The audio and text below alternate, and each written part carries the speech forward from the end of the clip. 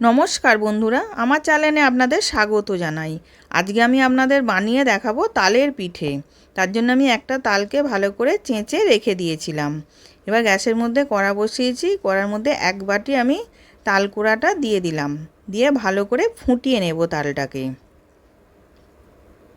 এবার ভালো করে ফুটে গেছে। এবার ওর মধ্যে আমি নারকেল কোড়া দিলাম একটা মালা, গোটাটা দিইনি, একটা মালা কুড়ে রেখেছিলাম সেটাকে দিয়ে দিলাম। দিয়ে ওটাকেও ভালো করে মিশিয়ে নিচ্ছি। এবার ওটাও মেশানো হয়ে গেছে। এবার আমি 1 গ্লাস ওর মধ্যে দুধ দিয়ে দিলাম। দুধটা আমি আগে থেকে জাল দিয়ে রেখেছিলাম, ওই দুধটা দিলাম, দিয়ে ভালো করে ফুটিয়ে নেব। এবার ভালো করে ফুটে গেছে। সামান্য একটুখানি নুন দিলাম, মিষ্টিতে একটু নুন দিলে টেস্টটা ভালো হয়, ওই জন্য সামান্য একটু নুন দিলাম। আর 1 বাটি সুজি দিয়ে দিলাম, দিয়ে ভালো করে মিশিয়ে নিচ্ছি। মিশিয়ে একটা টাইট ডো বানিয়ে নেব। এবার টাইট ডো বানানো হয়ে গেছে। এবার নাবিয়ে রেখে দিলাম ঠান্ডা করার জন্যে। এদিকে আমি একটা চিনির রস বানাবো। 1 বাটি চিনি দিলাম, 1 বাটি জল দিলাম, আর 2টো ছোটো এলাচ দিলাম থেঁতো করে। এবার রসটা ফুটে গেছে। এবার আমি নাবিয়ে রেখে দেবো। রসটা পাতলাই হবে, মোটা হবে না।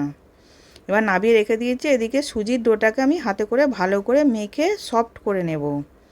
এবার মেখে সফট করে নিয়েছি। কিছুটা করে ডো নিয়ে ছোট ছোট করে গোল পাকিয়ে লম্বা করে শেপ করে নিচ্ছি।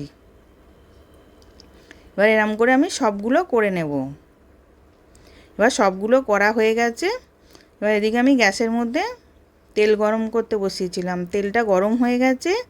অল্প অল্প দিয়ে আমি তালের পিঠেগুলো ভেজে নেব। বেশি করে দিলে জড়িয়ে যাবে, ভেঙে যাবে, ওই জন্য অল্প করে দিয়ে ভেজে নিলাম। হালকা করে ভেজে নেব, খুব বেশি লাল করব না।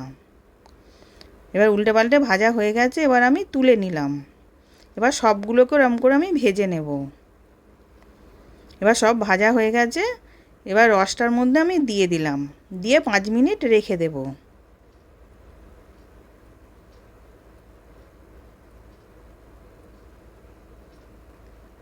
এবার 5 মিনিট পর আমি তুলে নিয়েছি। এবার সার্ভ করার জন্য রেডি। এবার হাতে করে আমি ভেঙে দেখাচ্ছি কতটা সফট আর রস ঢুকেছে দেখুন। আশা করছি ভিডিওটা ভালো লেগেছে। আমি হাজির হব আর এক নতুন রেসিপির সাথে।